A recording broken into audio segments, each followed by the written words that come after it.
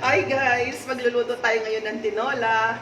Sarap po ang luto ng mama ko. Thank you, Chloe. Magluluto po ako ngayon ng tinola na favorite nating lahat, lalo na sa tag-ulan. Tara, umpisaan na natin. Yan, magluluto na po tayo ng tinola at maghihiwa na tayo ng mga ingredients na gagamitin natin. Uunahin natin ang luya.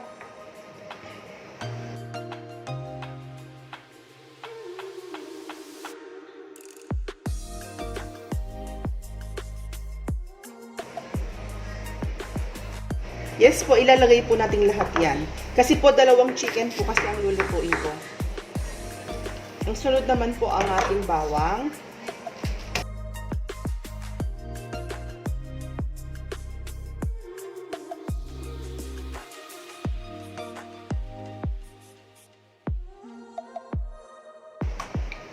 Ganyan din po karami yung bawang natin.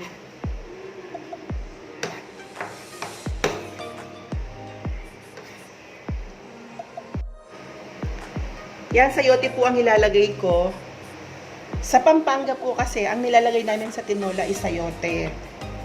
Ngayon po dito sa Batangas, ang nilalagay nila is papaya. Itatry ko po ngayon ng sayote. Check na magugustuhan nyo. Kasi nga po, bagay din siya sa manok. Iiwain natin sa gitna ang sayote. Ganyan po yung pag-iiwa ko ng sayote. Iwain ko muna sa gitna. Kasi po bilog siya. Pag iniwa na, pag binalatan natin siya ng, mahirap po siyang balatan pag bilog. Dapat talaga iiwain natin.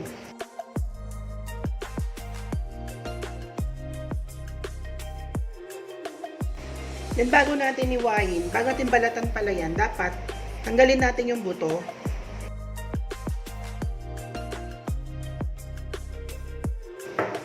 Yan, natanggal ko na po lahat ng buto niya. Tingnan nyo po, pag babalatan ninyo, hindi mahirap hawakan. Mas madali na siyang balatan. Kasi nga, maliit na po siya. Balatan natin ng ganyan niya. Diba, ang dali na niyang balatan. Kasi nga, nabalatan ko na po lahat siya. Iiwain na natin.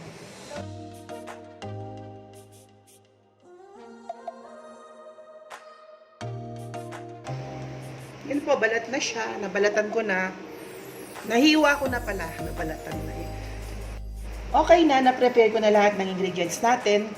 Dahon ng sili, siling haba, chicken cubes, luya, garlic, sayote, patis, paminta, at ugas bigas.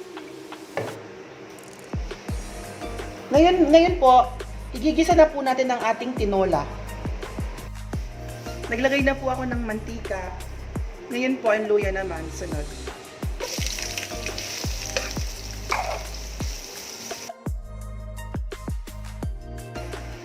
Malapit na po siyang mag-brown.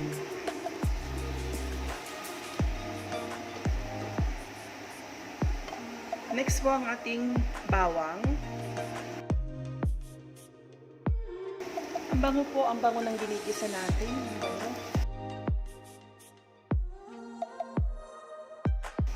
Lalagay natin yung siling haba. 2 piraso lang, mamaya naman yung iba.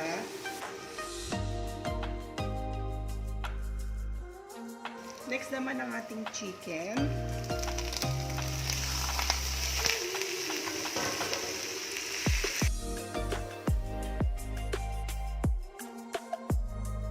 Haluin natin ng ayos para mawala po yung malansa sa manok. Masarap sa tinolang maraming luya. Ang luya kasi nagbibigay ng anghang, nagbibigay siya ng papalasa sa tinola natin, at the same time nagpapawala ng lansa sa manok.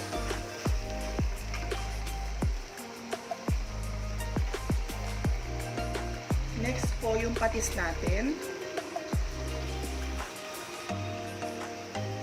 Dadagdagan pa natin yung patis natin kasi medyo kulang siya.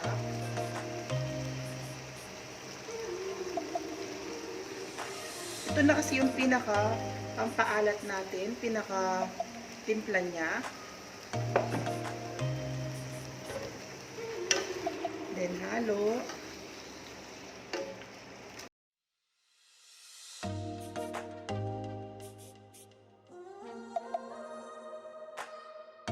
Tatakpan po natin siya para madali siyang maluto.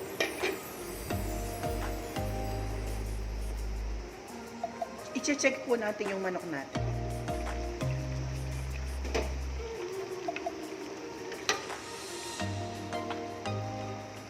Naigisa ko na po siya ng ayos. Wala na po ako nakikitang mga dugo-dugo. Kaya pwede na po natin ilagay yung sayote. Isasabay ko na po ang sayote kasi para kapag lumambot ang sayote, malambot na rin ang manok. Minsan kasi pag inuli mo yung sayote, tapos yung manok, nagdudurog-durog na po siya.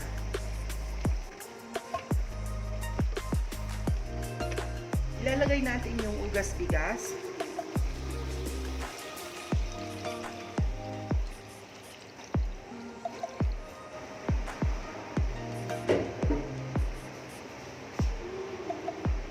Then, tatakpan natin, hintayin natin kumulo bago natin timplahan ng seasoning.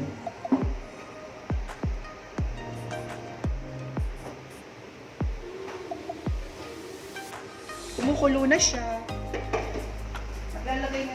Maglalagay na tayo ngayon ng seasoning.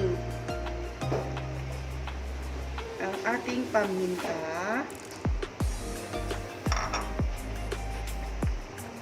Next naman ang ating chicken cubes. Dapat ma-maintain natin yung ganitong kulay ng sayote, yung parang malambot na siya pero green pa yung kulay niya.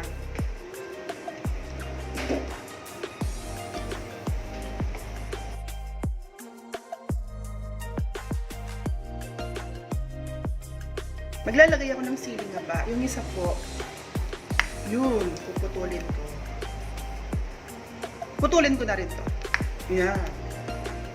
Para may hanghang siyang konti.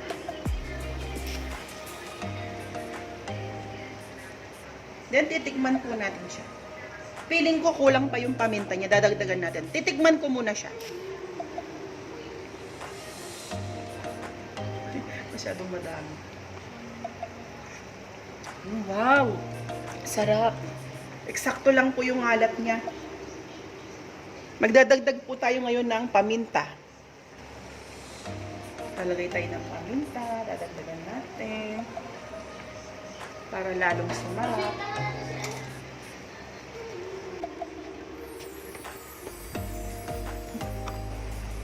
Susunod nating lalagay ngayon po ay daon ng sili. Bago natin po pala ilagay yun, titikman natin ang sayote kung malambot na.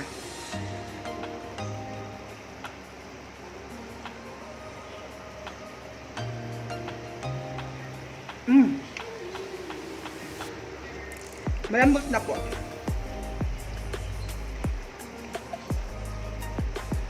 Yan, tatakpan ko muna po siya. At least mga 2 minutes po or 3 minutes ganun. Then ilalagay ko na yung siling, yung dahon ng sili.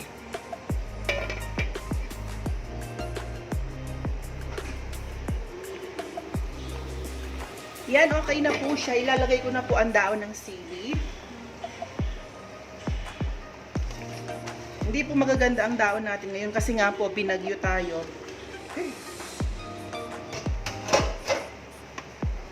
Medyo butas-butas ang dahon natin.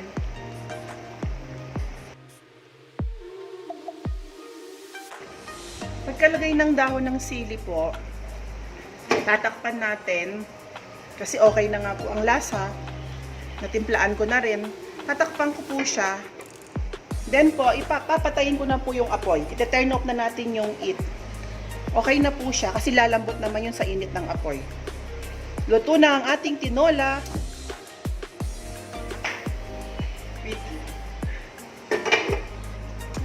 Maglalagay po tayo ngayon sa bowl, sa lalagyan.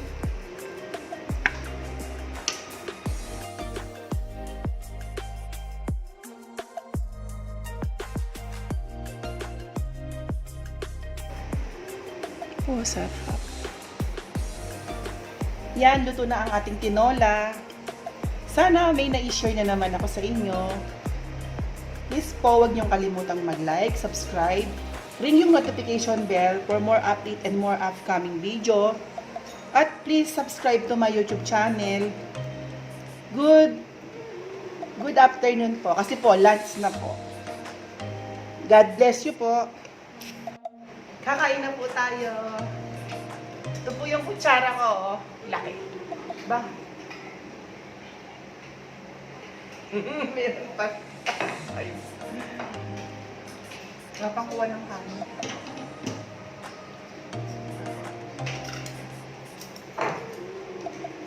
Sinasabay. Yan po yung kanin ko. Oh, sobrang laki. Makita yung pagkain natin. Bagay na bagay po ang tinola sa tuyo. Iisa na lang po ang tuyo. Nakita lang namin sa rep. Tatlo pala yan. Tigi-isa po kami.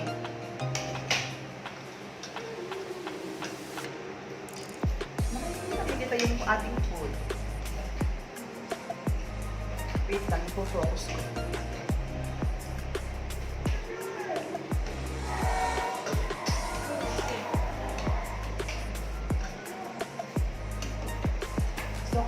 Ang gusto ko po sa chicken ay wings. Favorite ko po yung wings. Saka gusto ko po maraming gulay. Tapos favorite ko rin to, sausawan na patis na sobrang